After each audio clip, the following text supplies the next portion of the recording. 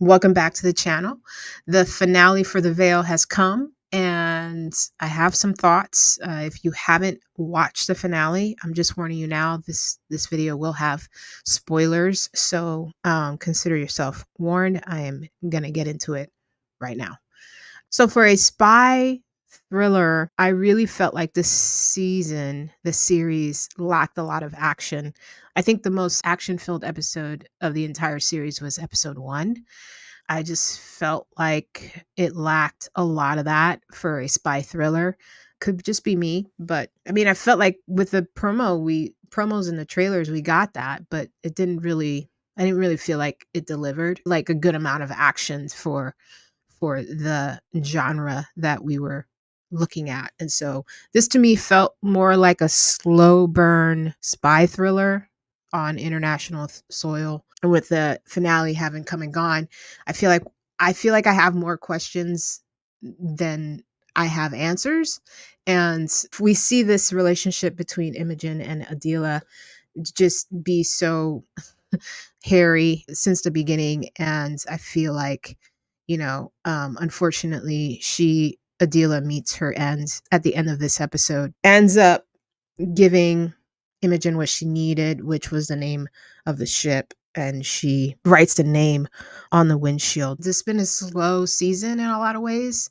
There was a lot of really good build up for even Imogen and this guy Michael, but he was kind of thrusted into the story towards the very end.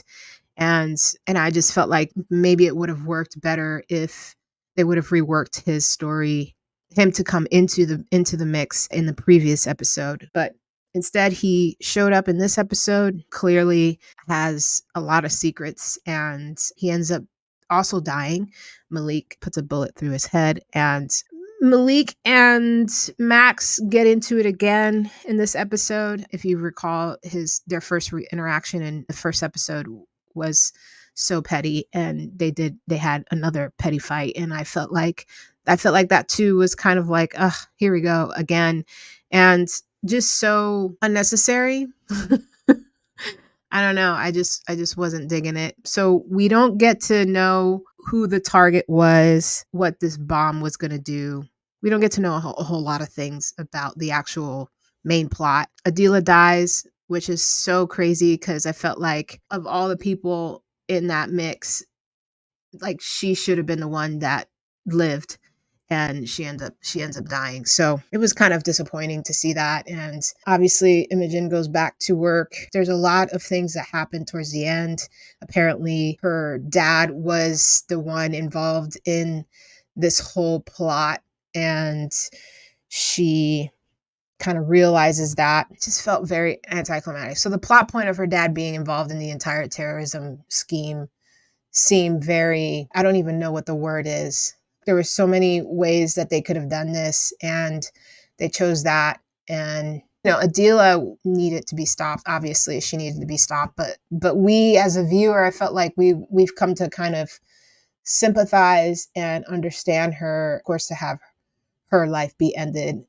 There's of course not a whole lot of happy endings for terrorists anyway. So I guess to wrap this series up, and these set of videos up, we know Imogen is a mess emotionally, and she's had to deal with a lot of trauma in her childhood because of her dad and this man named Michael, and the loss of their daughter. Oh, by the way, Michael is the father of Imogen's daughter. There's a lot of questions, a lot of things that were left unanswered.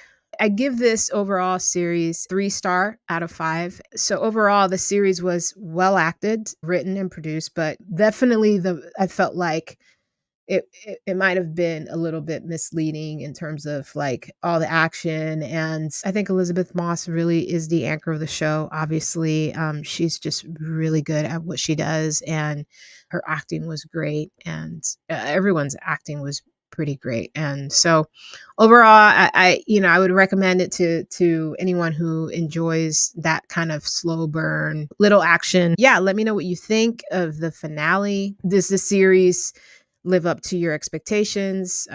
We will talk to you later.